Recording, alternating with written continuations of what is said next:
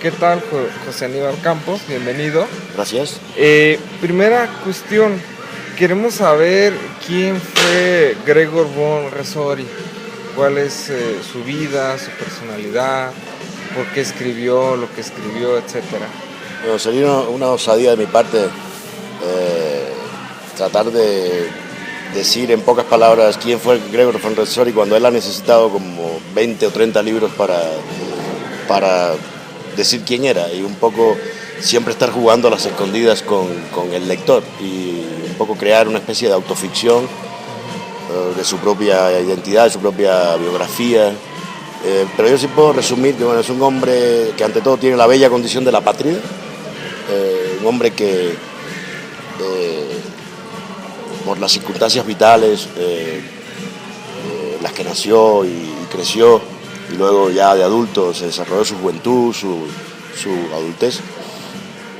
Un hombre que la vida lo llevó de un lado a otro. Nació en una ciudad que pertenecía al Imperio Austrohúngaro y que pocos años después ya pertenecía a Rumanía, al Reino de Rumanía, y que muy pocos años después formaba parte de la Unión Soviética, y que ahora en estos momentos pues, forma parte de Ucrania. Fue un hombre que vivió muchos años en Berlín sin una identidad, sin un pasaporte, y que terminó siendo austriaco. De nuevo en los años 80 se renacionalizó austriaco ya con la Segunda República Austríaca, pero ya viviendo en la Toscana, en Italia, ¿no? Y siendo más bien una especie de autor que se sentía muy italiano, ¿no? A pesar de que su lengua siempre fue, la lengua de la escritura siempre fue el alemán.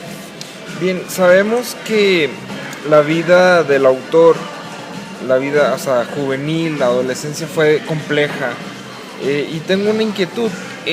¿Esa etapa de su vida habrá definido el tipo de obra que escribió?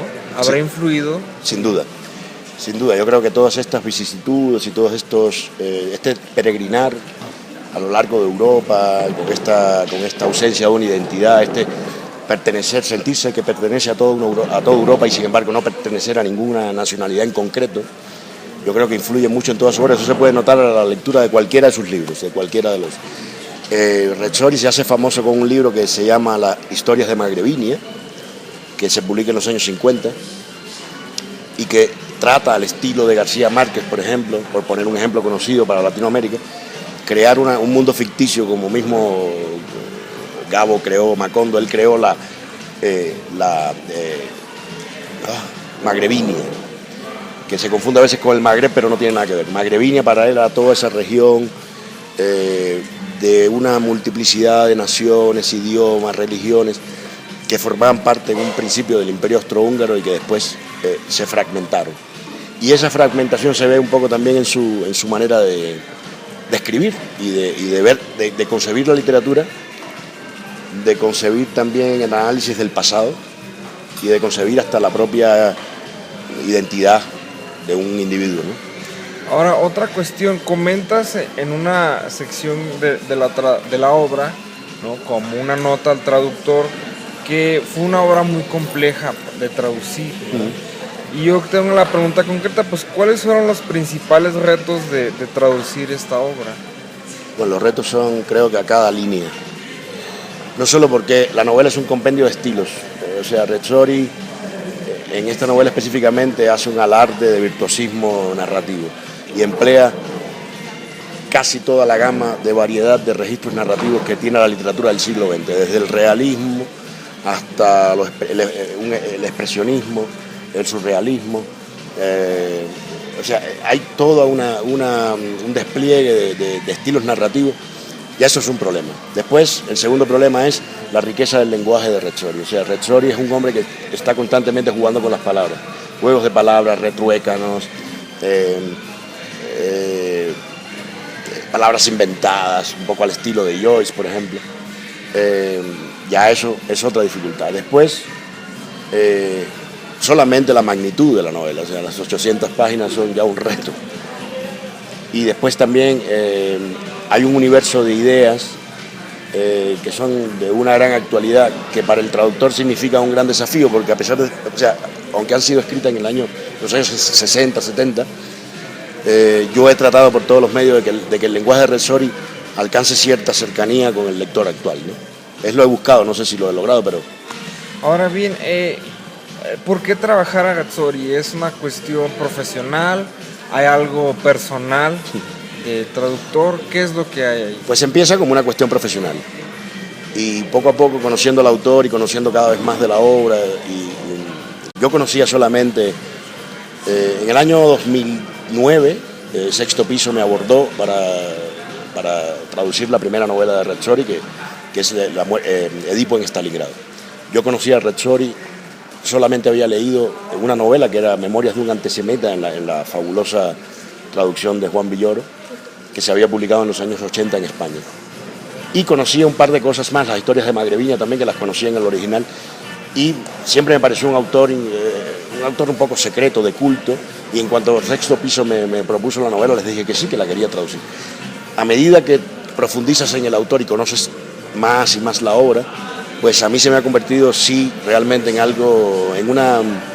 No se puede decir que una relación personal, no llega tanto, porque además Rezzori es un hombre con el que hay que tener mucho cuidado, porque muchas de las ideas que Rezzori tiene yo las comparto, ¿no? Pero sí que me parece, o sea, yo he descubierto una fascinación, me ha sobrecogido una fascinación por la figura de Rezzori y por toda su novela. Y he descubierto a un autor olvidado por la germanística tradicional, digamos, sobre todo la germanística alemana, o sea, los estudios filológicos y literarios alemanes en Alemania, completamente olvidado, completamente mal clasificado, siempre rebajado a la condición de autor de entretenimiento, cuando es un autor de la dimensión de un Robert Musil, por ejemplo, el autor del Hombre sin atributos. Ahora, otra cuestión que... O sea, resumiendo, yo diría que hay una relación primero profesional, empieza siendo una relación profesional, pasa a ser una relación de un nivel superior de profesionalidad, que es una especie de compromiso con el autor, de darlo a conocer y de trabajar lo mejor posible y lo más que pueda para que ese autor se conozca en la medida que merece. Y claro, ahí se crean vínculos personales con el autor. Pues, mi vida está casi marcada en los últimos 4 o 5 años por la figura de este hombre, ¿no? Muy bien, una cuestión que has comentado, ¿no? Sobre que los propios alemanes, ¿no? Quienes hablan alemán, no lo han abordado como debe ser. Pero antes de llegar al español, en otros idiomas, en otras latitudes, ¿qué reacciones había de su obra? Y en especial de la muerte de mi hermano Abel. Sí, la muerte de mi hermano Abel se traduce ya, creo que la primera traducción que se hace en los Estados Unidos, en los 80. O sea, 10 años después de publicada en alemán. La publicación en alemán casi no tuvo repercusión y la crítica, digamos, mayor que hubo a la novela se publicó en el semanario Spiegel, el famoso semanario que existe todavía, y fue una crítica destructiva totalmente. Precisamente porque el mundillo cultural alemán, apoyado por los académicos alemanes, siempre consideraron a Rezzori un autor de entretenimiento, lo cual es falso, ¿no?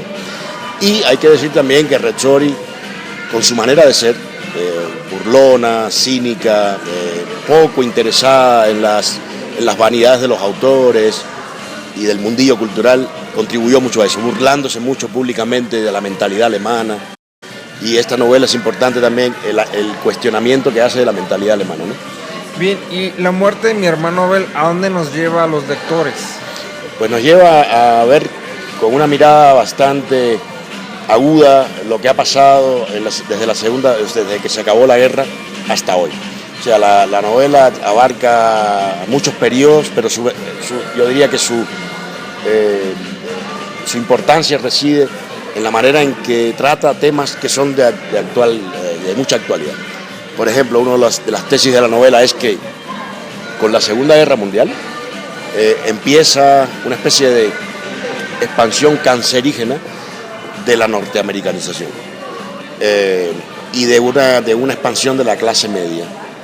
Una clase media consumista, mediocre, apoltronada, y ese es uno de los temas fundamentales y eso es un tema que tenemos hoy. Otro tema importante que tiene una actualidad tremenda es el análisis que hace Rezzori, por ejemplo, del poder de los medios y la manera en que los medios reinventan una realidad que se llega a convertir en la realidad que todos consumen, esté o no esté acorde con la realidad o esté manipulado o no. Y yo creo que ese es otro mensaje de una actualidad tremenda y que el lector que se aventure y que tenga un poco de valor para enfrentar las 800 páginas con constancia, pues yo creo que lo va a descubrir, ¿no? Y lo va a disfrutar. Bien, hacia futuro, ¿hay algún plan, alguna intención de traducir más obras al español? Sí, bueno, ante todo yo quisiera decir que yo tengo un compromiso con la editorial Sexto Piso de continuar traduciendo a Rezzori y quiero enfatizar la labor que hace Sexto Piso de riesgo con un autor como este, porque a pesar de ser un clásico hay que tener un editor realmente valiente que sepa abordar este autor. Y sí, yo estoy traduciendo ya la continuación de La muerte de mi hermano Abel. El título es Caín o el último manuscrito.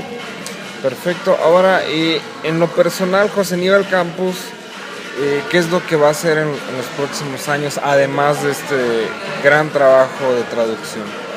Pues yo estoy preparando 4 libros míos. O sea, intentaré conciliar el trabajo en Rezzori y otro par de autores con los que yo trabajo. Yo trabajo con, mi otro autor de cabecera, digamos, que traduzco asiduamente es Peter Stamm, un suizo, que entre tanto es mi amigo también y tengo un compromiso con él, con su obra, y continuar traduciendo a Rezzori y a la vez conciliar la labor de traducción con mi escritura propia, ¿no? Que, a ver, estoy pretendiendo terminar. Pues te agradezco mucho la conversación, muy interesante, y pues esperamos que al público, ¿no?, lo jale, lo llame. Ojalá. Esta obra de Rezzori. Ojalá, en eso también la prensa sí. Va a jugar un papel importante, ¿no? Así que, gracias a ti. No, pues, muchas gracias.